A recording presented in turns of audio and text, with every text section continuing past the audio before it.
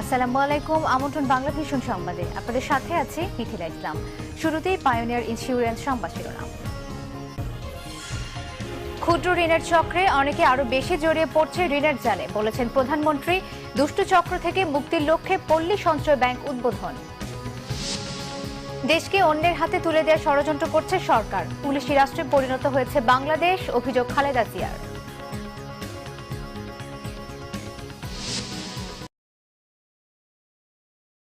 বিদেশি বিনিয়োগের রেকর্ড, দক্ষিণ এশিয়ায় বাংলাদেশ দ্বিতীয় সর্বোচ্চ। জ্বালানি উপদেষ্টা বলেন, গণতন্ত্রে ঘাটতি থাকলেও সরকারের প্রতি সমর্থন। সংবাদ শিরোনাম এবার বিস্তারিত। গ্রামের দরিদ্র মানুষকে সঞ্চয়মুখী করতে যাত্রা করল পল্লী সঞ্চয় ব্যাংক। গণভবনে ভিডিও কনফারেন্সের মাধ্যমে নতুন এই ব্যাংকটির ১০০টি শাখার উদ্বোধন করেন প্রধানমন্ত্রী শেখ হাসিনা। দরিদ্র মানুষকে ক্ষুদ্র ঋণের চক্র থেকে বের করতে বিশেষায়িত এই ব্যাংক ভূমিকা রাখবে বলে আশা করেন প্রধানমন্ত্রী।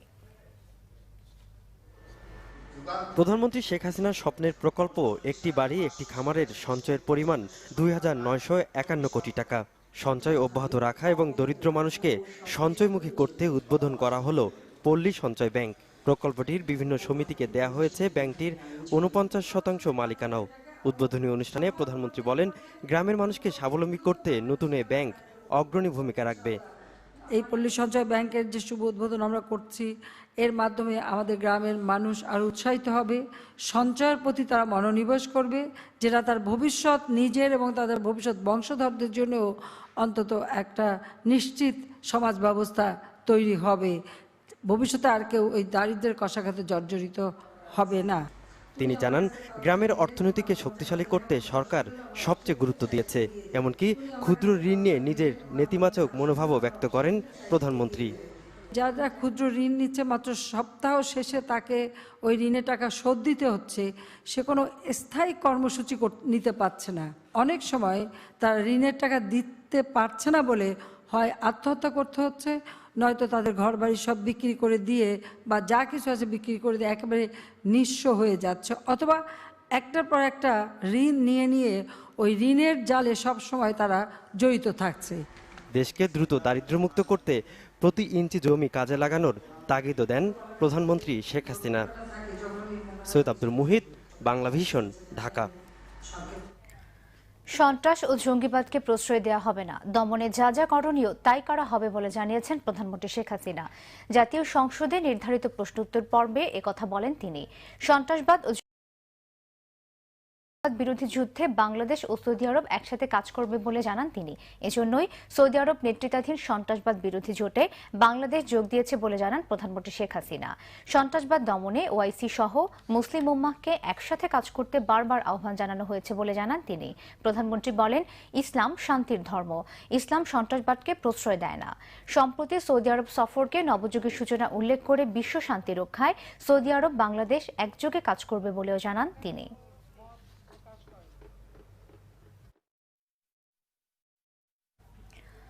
দেশের সার্বভৌমত্ব আছে কিনা তা নিয়ে জনগণ শঙ্কিত বলে মন্তব্য করেছেন বিএনপি চেয়ারপারসন বেগম খালেদা জিয়া।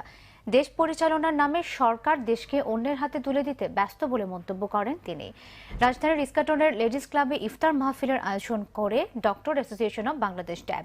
এতে বিএনপি চেয়ারপারসন বেগম খালেদা জিয়া বলেন, বাংলাদেশ এখন আর গণতান্ত্রিক রাষ্ট্র নয়, এটা এখন পুলিশি রাষ্ট্র। পুলিশের অধীনে সবকিছু নিয়ন্ত্রিত হচ্ছে। পুলিশ যাকে ইচ্ছা ধরছে, আবার ক্রস ফায়ার দিচ্ছে। আইন নেই, আদালত নিরপেক্ষভাবে কাজ করছে না বলেও মন্তব্য করেন বিএনপি চেয়ারপারসন। অশুভ উদ্দেশ্যে রাষ্ট্রীয় প্রশ্রয়ে উত্তরার খালে বিশাল অস্ত্র মজুত করা হয়েছিল, অভিযোগ করেছেন বিএনপি সিনিয়র যুগ্ম মহাসচিব রুহুল কবির রিজভী। নয়াপল্টনে বিএনপির কেন্দ্রীয় কার্যালয়ে সংবাদ সম্মেলনে তিনি বলেন, সন্দেহভাজন জঙ্গি ধরা, রিমান্ডে নিয়ে ক্রসফায়ারে হত্যা এবং উত্তরায় বিপুল পরিমাণ অস্ত্র উদ্ধার, এই সবই সরকারের মহাপরিকল্পনার অংশ। গভীর ষড়যন্ত্র লুকানোর জন্যই আইন শৃঙ্খলা বাহিনী ঠান্ডা মাথায় খুন করছে বলে অভিযোগ করেন বিএনপি সিনিয়র যুগ্ম মহাসচিব। যে কোনো অপরাধী আইন শৃঙ্খলা বাহিনীর জিম্মায় থেকে কিভাবে খুন হয়, এমন প্রশ্ন তোলেন রুহুল কবির রিজভী। বৌদ্ধ ও খ্রিস্টানদের আতঙ্কিত না হয়ে জঙ্গিবাদের বিরুদ্ধে প্রতিবাদ গড়ে তোলার আহ্বান জানিয়েছেন 14 দলের মুখপাত্র মোহাম্মদ নাসিম। ধানমন্ডিতে আওয়ামী লীগ সভানেত্রীর কার্যালয়ে 14 দলের সঙ্গে বৌদ্ধ খ্রিস্টান প্রতিনিধি দলের সঙ্গে এক মতবিনিময় সভায় তিনি এই মন্তব্য করেন। এ সময় নাসিম বলেন, বিএনপি জামাত গুপ্ত হত্যা চালিয়ে দেশকে অস্থিতিশীল করতে চাচ্ছে, তবে তাতেও তারা সফল হবে না। সভায় বৌদ্ধ খ্রিস্টান প্রতিনিধি দলের সদস্যরা জানান, গুপ্ত হত্যায় তারা ভীত নন। তাদের উপর অত্যাচার চালিয়ে একটি গোষ্ঠী দেশকে অস্থিতিশীল করতে চাচ্ছেন বলে 14 দলের নেতাদের সঙ্গে একমত তারা। সভায় আওয়ামী লীগের যুগ্ম সাধারণ সম্পাদক মাহবুবুল আলম হানিফ বলেন, যুদ্ধাপরাধীদের বিচার বাধাগ্রস্ত করার পাশাপাশি বেগম খালেদা জিয়ার ক্ষমতার লোভে গুপ্ত হত্যা ঘটাচ্ছেন। 1 জুলাই থেকে টানা 9 দিনের ছুটি পেলেন সরকারি চাকরিজীবীরা। প্রধানমন্ত্রীর নির্বাহী আদেশে 4 জুলাই সরকারি কর্মচারীদের জন্য ছুটি ঘোষণা দেওয়া হয়েছে। জনপ্রশাসন মন্ত্রণালয়ের এক প্রজ্ঞাপনে এই তথ্য জানানো হয়। এর ফলে 1 জুলাই থেকে 9 জুলাই পর্যন্ত টানা 9 দিনের ছুটি পেলেন সরকারি কর্মচারীরা। 1 ও 2 তারিখ শুক্র ও শনিবার, 3 তারিখ রোববার শবে কদরের ছুটি, 5, 6 ও 7 তারিখ ঈদের বন্ধ, 8 ও 9 জুলাই শুক্র ও শনিবার। মাঝে শুধু 4 জুলাই অফিস খোলা ছিল। তবে প্রধানমন্ত্রীর আদেশে সেদিনও ছুটি দেওয়া হয়েছে। তবে এই ছুটির জন্য আগামী 16 জুলাই শনিবার সরকারি অফিস খোলা থাকবে বলে জনপ্রশাসন মন্ত্রণালয়ের প্রজ্ঞাপনে জানানো হয়েছে।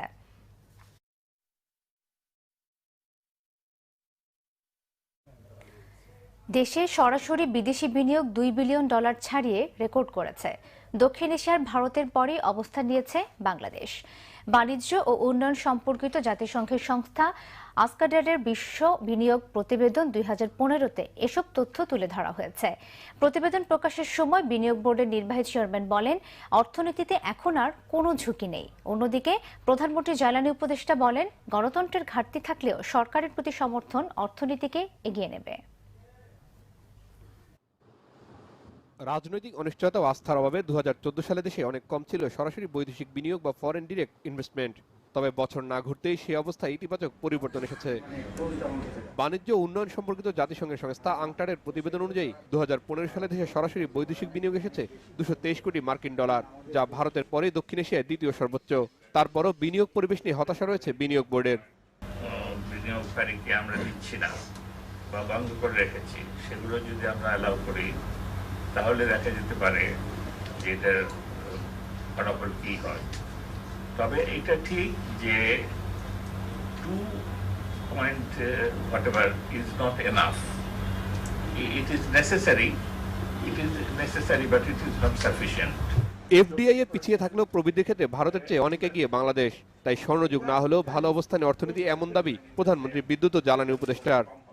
শান্তি থাকে তাহলে একটা ইকোনমিক অর্থনীতি অনেকটা চলে যায়। Democracy deficit is not a big problem. আমার যেটা অনুরোধ থাকবে টু মিডিয়া, আমাদের মাননীয় প্রধানমন্ত্রী এবং সরকারকে সমর্থন দেওয়া। আমরা স্বর্ণযুগে না হলে একটা ভালো যুগে পদার্পণ করেছি। আমরা সবাই মিলে যদি কিছু সহনশীল হতে হবে আর কিছু শক্তি জোগাড় করতে হবে, তাহলে আমাদের সামনে যে ইয়াং জেনারেশন আছে এদের হাতে যদি উঠে দেওয়া যায়, বাকিটা তারা করবে। মূল প্রতিবেদন উপস্থাপন করে জাহাঙ্গীরনগর বিশ্ববিদ্যালয়ের অধ্যাপক ডক্টর ইসমাইল হোসেন বলেন, সূচক ভালো থাকলেও 2016 সাল অর্থনীতির জন্য খুব একটা ভালো থাকবে না। কারণ 2015 সালে নতুন বিনিয়োগ আসেনি, বরং পুরনো বিনিয়োগকারীরাই পুনরায় বিনিয়োগ করেছেন। রিশান নাসরুল্লাহ, বাংলাভিশন, ঢাকা। এদিকে জাতীয় বাজেটে দেয়া বিভিন্ন বরাদ্দের মানসম্মত খরচ নিশ্চিত করাটাই সবচেয়ে বড় চ্যালেঞ্জ বলে মনে করে বিশ্বব্যাংক। বিনিয়োগ বাড়ানোর জন্য অবকাঠামো দুর্বলতা দূর করার পাশাপাশি রাজনৈতিক অনিশ্চয়তা দূর করার উপর গুরুত্ব দিচ্ছেন বিশ্বব্যাংকের বিশেষজ্ঞরা। সকালে রাজধানীর আগারগাঁওয়ে বিশ্বব্যাংক কার্যালয়ে অনুষ্ঠিত বাজেট পর্যালোচনা ব্রিফিংয়ে বিশ্বব্যাংকের বিশেষজ্ঞরা বলেন, সঠিক সময়ে স্বচ্ছতার সঙ্গে বাজেটের বরাদ্দগুলো খরচ না হলে তা উন্নয়নে কোনো ভূমিকা রাখতে পারে না। তাই বাজেটের আকারের চাইতে সঠিক বাস্তবায়ন নিয়ে বেশি আলোচনা হওয়া উচিত বলে মনে করে বিশ্বব্যাংক। একই সঙ্গে বাজেটের অর্থায়নের ক্ষেত্রে বিদেশি সাহায্য ও ঋণের ওপর যে নির্ভরতা প্রস্তাবিত বাজেটে দেখানো হয়েছে তা পাওয়া কঠিন হবে বলে মনে করে সংস্থাটি। কারণ হিসেবে গত কয়েক বছরে অর্থ ছাড়া করার নিম্ন হারের কথা উল্লেখ করা হয়েছে। একই সঙ্গে রাজস্ব আহরণের যে লক্ষ্যমাত্রা নির্ধারণ করা হয়েছে তা অভূতপূর্ব, যা পূরণ করা কষ্টসাধ্য হবে। ঈদ উপলক্ষে ট্রেনের অগ্রিম টিকিট বিক্রি শুরু হয়েছে। 1 জুলাইয়ের অগ্রিম টিকিটের জন্য রাত থেকে কমলাপুর রেল স্টেশনের কাউন্টারের সামনে উপচে পড়া ভিড় থাকলেও দিনের বেলায় তা কমে আসে। কাঙ্ক্ষিত টিকিটও পেয়েছেন সবাই। এবার 3টি কাউন্টার বাড়ানো হলেও নারীদের জন্য আগের মতোই ছিল একটি কাউন্টার। তবে সার্ভারের ত্রুটির কারণে টিকিট পেতে দেরি হয়েছে ঈদযাত্রীদের। রাত থেকেই কমলাপুর রেল স্টেশনে অপেক্ষা ঈদের অগ্রিম টিকিটের জন্য। কেউ এসেছেন মধ্যরাতে, কেউ তারও আগে। 3টি কাউন্টার বাড়ানোয় রাতে বেশ জটলা থাকলেও সকালের লাইনে জায়গা হয়ে যায় সবার। অন্যান্য বছরের চেয়ে 1 ঘন্টা আগে সকাল 8টায় শুরু হয় টিকিট বিক্রি। ঈদের টিকিট পেতে অন্যান্য বারের চেয়ে কষ্ট কিছুটা কমেছে বলে স্বস্তি যাত্রীদের। টিকিট পাবো কি পাবো না, এটা টিকিটটা পেয়ে আমার খুব আনন্দ লাগছে ভাইয়া। এখানে আসতেই 3 ঘন্টা লেগে গেছে। একটু যদি ফাস্ট করতো আর কি টিকিটের এইটা, তাহলে যাত্রীদের জন্য খুব ভালো হতো। তবে নারীদের জন্য কাউন্টারের সামনের লাইনটি ছিল অন্যান্য বছরের মতোই দীর্ঘ। সার্ভারের ত্রুটির কারণে টিকিট পেতেও বেগ পেতে হয়েছে তাদের। ছেলেদের অনেকজনে টিকিট পেয়ে চলে গেছে, আমরা এই যে এখনো এতক্ষণ ধরে আসি দাঁড়িয়ে। এখানে যদি আরো একটা কাউন্টার হতো তাহলে আমাদের একটু ভালো হতো। সময় মতো যদি দিয়ে শেষ করতে পারতেন। ওনারা জানি না কতটা অ্যাক্টিভ দেখতে পাচ্ছি না, তবে টিকিট নিয়ে কাউকে বের হতে দেখতেছি না। কম্পিউটার সমস্যা হয়েছিল, তবে 10 মিনিট এরপরে আবার ছাড়িয়ে দেওয়া হয়েছে। কারণ ওই প্রথমেই বলছি আমি যে 23টা কাউন্টার একত্রে চালু হয়েছে, এই জন্য একটু সমস্যা। বৃহস্পতিবার দেয়া হবে 2 জুলাইয়ের টিকিট। এভাবে অগ্রিম টিকিট বিক্রি হবে পরপর 4 দিন। রেলওয়ে কর্তৃপক্ষ জানিয়েছে এবারও তারা 7 জোড়া স্পেশাল ট্রেন ছাড়বে ঈদ উপলক্ষে। লাইনে দীর্ঘক্ষণ অপেক্ষা করার পর অনেকেই, প্রায় সবাই টিকিট পেয়েছেন। তবে কেউ কেউ আশঙ্কা করেছেন ট্রেনের শিডিউল ঠিক থাকবে কিনা। এদিকে রাজধানীর বাইরেও অগ্রিম টিকিট বিক্রি শুরু হয়েছে। ঈদ উপলক্ষে চট্টগ্রামে প্রতিদিন বিক্রি হচ্ছে 10,000 টিকিট। আইনশৃঙ্খলা বাহিনীর কঠোর অবস্থানের কারণে টিকিট কালোবাজারি বন্ধ হয়েছে বলে দাবি কর্তৃপক্ষের। এবারও 65% টিকিট কাউন্টার থেকে বিক্রি হচ্ছে। বাকি 35% বরাদ্দ থাকছে মোবাইল টিকিট সহ বেশ কয়েকটি কোটায়। আরিফুল হক, বাংলা ভিশন, ঢাকা। এখন দেখবেন বাংলালিংক ঈদ ফেস্ট ইফতার বাজার সংবাদ।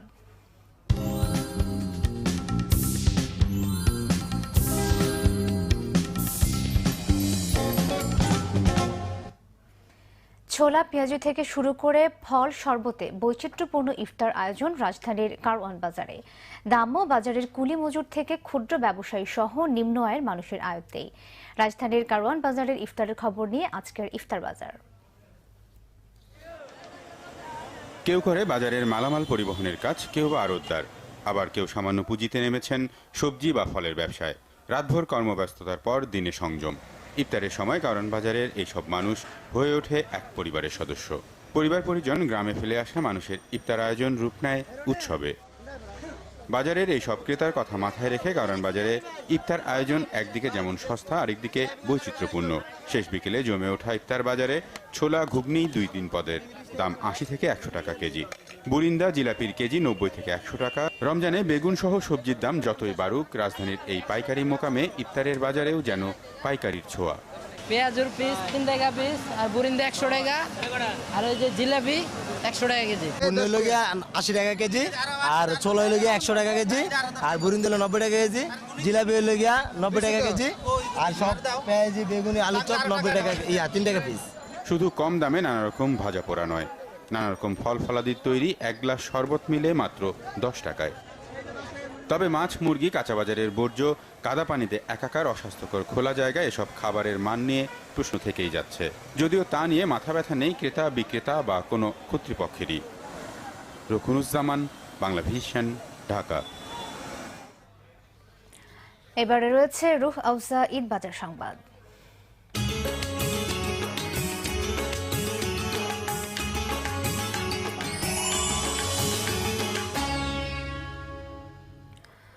ঈদকে সামনে রেখে পছন্দের পোশাক কিনে দিতে শিশুদের নিয়ে মার্কেটগুলোতে ভিড় করছেন অভিভাবকরা। পোশাক নির্বাচনে নিজের পছন্দ চাপিয়ে না দিয়ে শিশুর পছন্দকে প্রাধান্য দিচ্ছেন বাবা মায়েরা। এদিকে শিশুদের আকৃষ্ট করতে রং বেরঙের বাহারি নামের পোশাক তোলা হয়েছে শপিং মলগুলোতে। অভিজাত শপিং মলে শিশুদের পোশাক বিক্রি হচ্ছে 1.5 থেকে 20,000 টাকা পর্যন্ত।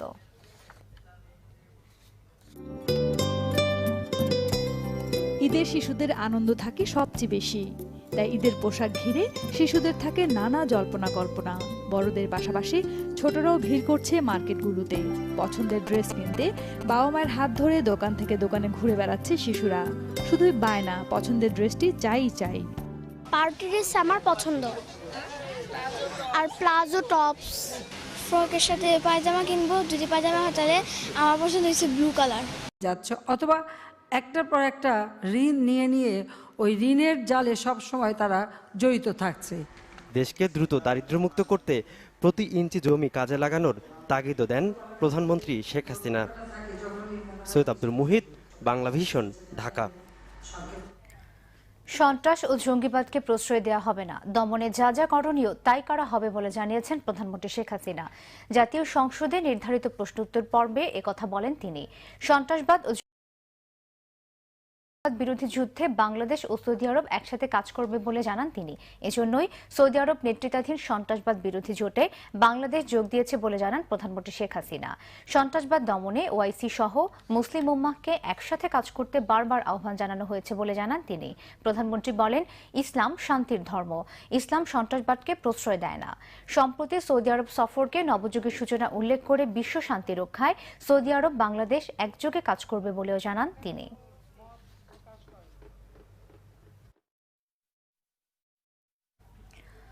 দেশের সার্বভৌমত্ব আছে কিনা তা নিয়ে জনগণ শঙ্কিত বলে মন্তব্য করেছেন বিএনপি চেয়ারপারসন বেগম খালেদা জিয়া। দেশ পরিচালনার নামে সরকার দেশকে অন্যের হাতে তুলে দিতে ব্যস্ত বলে মন্তব্য করেন তিনি। রাজধানীর ইস্কাটনের লেডিস ক্লাবে ইফতার মাহফিলের আয়োজন করে ডক্টর অ্যাসোসিয়েশন অব বাংলাদেশ ড্যাব। এতে বিএনপি চেয়ারপারসন বেগম খালেদা জিয়া বলেন, বাংলাদেশ এখন আর গণতান্ত্রিক রাষ্ট্র নয়, এটা এখন পুলিশি রাষ্ট্র। পুলিশের অধীনে সবকিছু নিয়ন্ত্রিত হচ্ছে। পুলিশ যাকে ইচ্ছা ধরছে, আবার ক্রস ফায়ার দিচ্ছে। আইন নেই, আদালত নিরপেক্ষভাবে কাজ করছে না বলেও মন্তব্য করেন বিএনপি চেয়ারপারসন। অশুভ উদ্দেশ্যে রাষ্ট্রীয় প্রশ্রয়ে উত্তরার খালে বিশাল অস্ত্র মজুত করা হয়েছিল অভিযোগ করেছেন বিএনপি সিনিয়র যুগ্ম মহাসচিব রুহুল কবির রিজভী। নয়াপল্টনে বিএনপির কেন্দ্রীয় কার্যালয়ে সংবাদ সম্মেলনে তিনি বলেন, সন্দেহভাজন জঙ্গি ধরা, রিমান্ডে নিয়ে ক্রসফায়ারে হত্যা এবং উত্তরায় বিপুল পরিমাণ অস্ত্র উদ্ধার এই সবই সরকারের মহাপরিকল্পনার অংশ। গভীর ষড়যন্ত্র লুকানোর জন্যই আইন শৃঙ্খলা বাহিনী ঠান্ডা মাথায় খুন করছে বলে অভিযোগ করেন বিএনপির সিনিয়র যুগ্ম মহাসচিব। যে কোনো অপরাধী আইন শৃঙ্খলা বাহিনীর জিম্মায় থেকে কিভাবে খুন হয় এমন প্রশ্ন তোলেন রুহুল কবির রিজভী। বৌদ্ধ ও খ্রিস্টানদের আতঙ্কিত না হয়ে জঙ্গিবাদের বিরুদ্ধে প্রতিবাদ গড়ে তোলার আহ্বান জানিয়ে কি হয়। তবে এটা ঠিক যে 2 point whatever is not enough. It is necessary. It is necessary, but it is not sufficient. FDI এ পিছিয়ে থাকলেও প্রবৃদ্ধির ক্ষেত্রে ভারতের চেয়ে অনেক এগিয়ে বাংলাদেশ। তাই স্বর্ণযুগ না হলেও ভালো অবস্থানে অর্থনীতি, এমন দাবি প্রধানমন্ত্রী বিদ্যুৎ ও জ্বালানি উপদেষ্টার। শান্তি থাকে তাহলে একটা ইকোনমিক অর্থনীতি অনেকটা চলে যায়। Democracy deficit is not a big problem. আমার যেটা অনুরোধ থাকবে টু মিডিয়া, আমাদের মাননীয় প্রধানমন্ত্রী এবং সরকারকে সমর্থন দেওয়া। আমরা স্বর্ণযুগে না হলে একটা ভালো যুগে পদার্পণ করেছি। আমরা সবাই মিলে যদি কিছু সহনশীল হতে হবে আর কিছু শক্তি জোগাড় করতে হবে, তাহলে আমাদের সামনে যে ইয়াং জেনারেশন আছে এদের হাতে যদি উঠে দেওয়া যায়, বাকিটা তারা করবে। মূল প্রতিবেদন উপস্থাপন করে জাহাঙ্গীরনগর বিশ্ববিদ্যালয়ের অধ্যাপক ডক্টর ইসমাইল হোসেন বলেন, সূচক ভালো থাকলেও 2016 সাল অর্থনীতির জন্য খুব একটা ভালো থাকবে না। কারণ 2015 সালে নতুন বিনিয়োগ আসেনি, বরং পুরনো বিনিয়োগকারীরাই পুনরায় বিনিয়োগ করেছেন। রিশান নাসরুল্লাহ, বাংলা ভিশন, ঢাকা। এদিকে জাতীয় বাজেটে দেয়া বিভিন্ন বরাদ্দের মানসম্মত খরচ নিশ্চিত করাটাই সবচেয়ে বড় চ্যালেঞ্জ বলে মনে করে বিশ্বব্যাংক। বিনিয়োগ বাড়ানোর জন্য অবকাঠামো দুর্বলতা দূর করার পাশাপাশি রাজনৈতিক অনিশ্চয়তা দূর করার উপর গুরুত্ব দিচ্ছেন বিশ্বব্যাংকের বিশেষজ্ঞরা। সকালে রাজধানীর আগারগাঁওয়ে বিশ্বব্যাংক কার্যালয়ে অনুষ্ঠিত বাজেট পর্যালোচনা ব্রিফিংয়ে বিশ্বব্যাংকের বিশেষজ্ঞরা বলেন, সঠিক সময়ে স্বচ্ছতার সঙ্গে বাজেটের বরাদ্দগুলো খরচ না হলে তা উন্নয়নে কোনো ভূমিকা রাখতে পারে না। তাই বাজেটের আকারের চাইতে সঠিক বাস্তবায়ন নিয়ে বেশি আলোচনা হওয়া উচিত বলে মনে করে বিশ্বব্যাংক। একই সঙ্গে বাজেটের অর্থায়নের ক্ষেত্রে বিদেশি সাহায্য ও ঋণের উপর যে নির্ভরতা প্রস্তাবিত বাজেটে দেখানো হয়েছে তা পাওয়া কঠিন হবে বলে মনে করে সংস্থাটি। কারণ হিসেবে গত কয়েক বছরে অর্থ ছাড়া করার নিম্ন হারের কথা উল্লেখ করা হয়েছে। একই সঙ্গে রাজস্ব আহরণের যে লক্ষ্যমাত্রা নির্ধারণ করা হয়েছে তা অভূতপূর্ব, যা পূরণ করা কষ্টসাধ্য হবে। ঈদ উপলক্ষে ট্রেনের অগ্রিম টিকিট বিক্রি শুরু হয়েছে। 1 জুলাইয়ের অগ্রিম টিকিটের জন্য রাত থেকে কমলাপুর রেল স্টেশনের কাউন্টারের সামনে উপচে পড়া ভিড় থাকলেও দিনের বেলায় তা কমে আসে। কাঙ্ক্ষিত টিকিটও পেয়েছেন সবাই। এবার 3টি কাউন্টার বাড়ানো হলেও নারীদের জন্য আগের মতোই ছিল একটি কাউন্টার।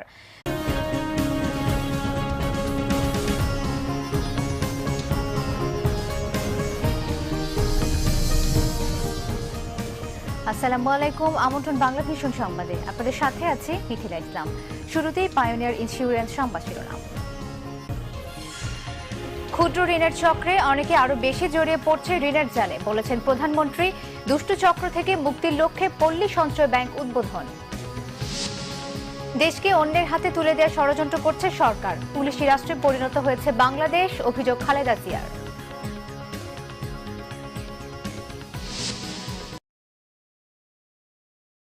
বিদেশি বিনিয়োগের রেকর্ড, দক্ষিণ এশিয়ায় বাংলাদেশ দ্বিতীয় সর্বোচ্চ। জ্বালানি উপদেষ্টা বলেন, গণতন্ত্রে ঘাটতি থাকলেও সরকারের প্রতি সমর্থন। সংবাদ শিরোনাম এবার বিস্তারিত। গ্রামের দরিদ্র মানুষকে সঞ্চয়মুখী করতে যাত্রা করল পল্লী সঞ্চয় ব্যাংক। গণভবনে ভিডিও কনফারেন্সের মাধ্যমে নতুন এই ব্যাংকটির 100টি শাখার উদ্বোধন করেন প্রধানমন্ত্রী শেখ হাসিনা। দরিদ্র মানুষকে ক্ষুদ্র ঋণের চক্র থেকে বের করতে বিশেষায়িত এই ব্যাংক ভূমিকা রাখবে বলে আশা করেন প্রধানমন্ত্রী। প্রধানমন্ত্রী শেখ হাসিনার স্বপ্নের প্রকল্প একটি বাড়ি একটি খামারের সঞ্চয়ের পরিমাণ ২,৯৫১ কোটি টাকা। সঞ্চয় অব্যাহত রাখা এবং দরিদ্র মানুষকে সঞ্চয়মুখী করতে উদ্বোধন করা হলো পল্লী সঞ্চয় ব্যাংক। প্রকল্পটির বিভিন্ন সমিতিকে দেয়া হয়েছে ব্যাংকটির 49% মালিকানাও। উদ্বোধনী অনুষ্ঠানে প্রধানমন্ত্রী বলেন, গ্রামের মানুষকে স্বাবলম্বী করতে নতুন এই ব্যাংক অগ্রণী ভূমিকা রাখবে।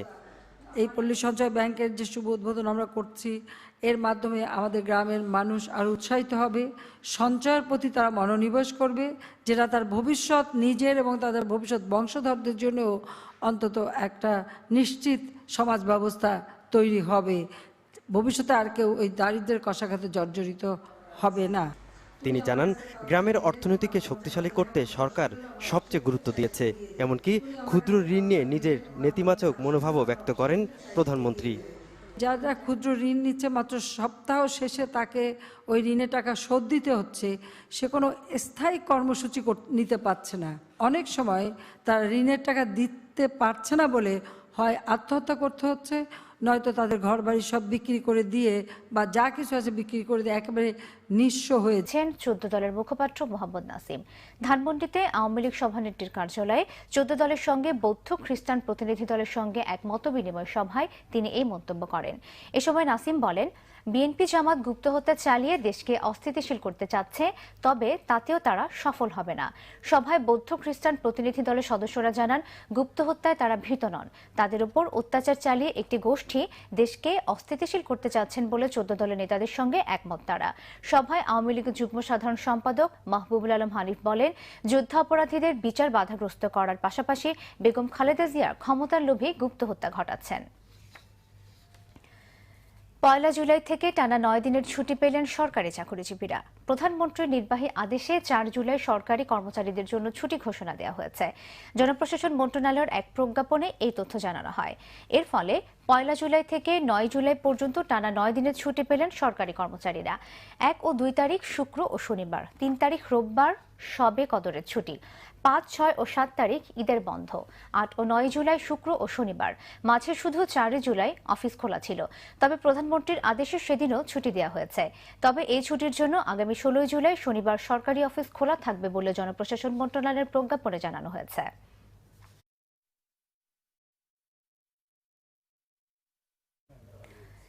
দেশে সরাসরি বিদেশি বিনিয়োগ $2 বিলিয়ন ছাড়িয়ে রেকর্ড করেছে।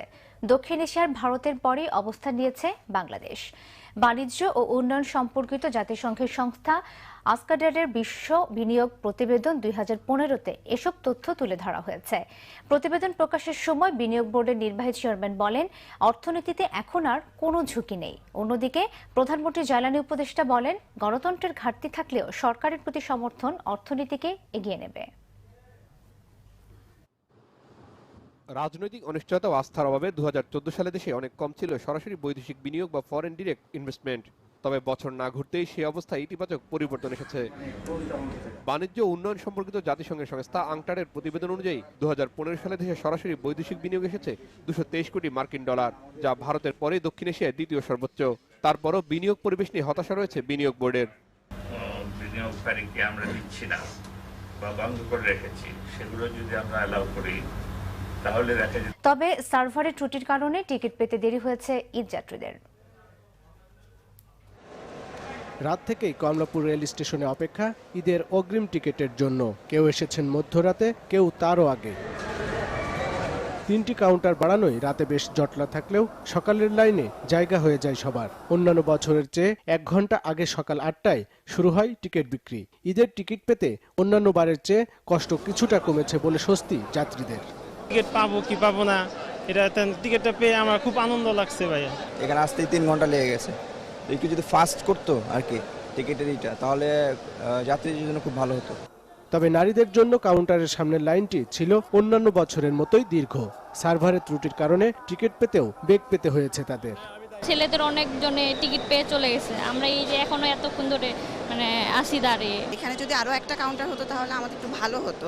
সময় মতো যদি দিয়ে শেষ করতে পারতেন। ওনারা জানি না কতটা অ্যাক্টিভ দেখতে পাচ্ছি না, তবে টিকিট নিয়ে কাউকে বের হতে দেখতেছি না। কম্পিউটার সমস্যা হয়েছিল, তবে 10 মিনিট এরপরে আবার ছাড়িয়ে দেওয়া হয়েছে।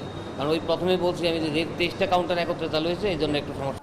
বৃহস্পতিবার দেয়া হবে 2 জুলাইয়ের টিকিট। এভাবে অগ্রিম টিকিট বিক্রি হবে পরপর 4 দিন। রেলওয়ে কর্তৃপক্ষ জানিয়েছে এবারও তারা 7 জোড়া স্পেশাল ট্রেন ছাড়বে ঈদ উপলক্ষে। লাইনে দীর্ঘক্ষণ অপেক্ষা করার পর অনেকেই, প্রায় সবাই টিকিট পেয়েছেন। তবে কেউ কেউ আশঙ্কা করেছেন ট্রেনের শিডিউল ঠিক থাকবে কিনা।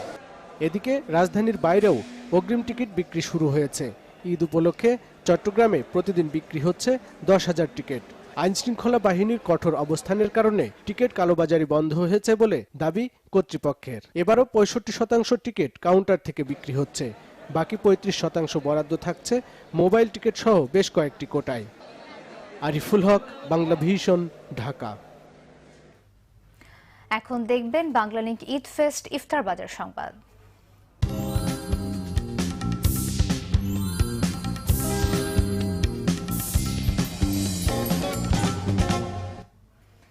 ছোলা পেঁয়াজি থেকে শুরু করে ফল শরবতে বৈচিত্র্যপূর্ণ ইফতার আয়োজন রাজধানীর কারওয়ান বাজারে। দামও বাজারের কুলি মজুর থেকে ক্ষুদ্র ব্যবসায়ী সহ নিম্ন আয়ের মানুষের আয়ত্তেই। রাজধানীর কারওয়ান বাজারের ইফতারের খবর নিয়ে আজকের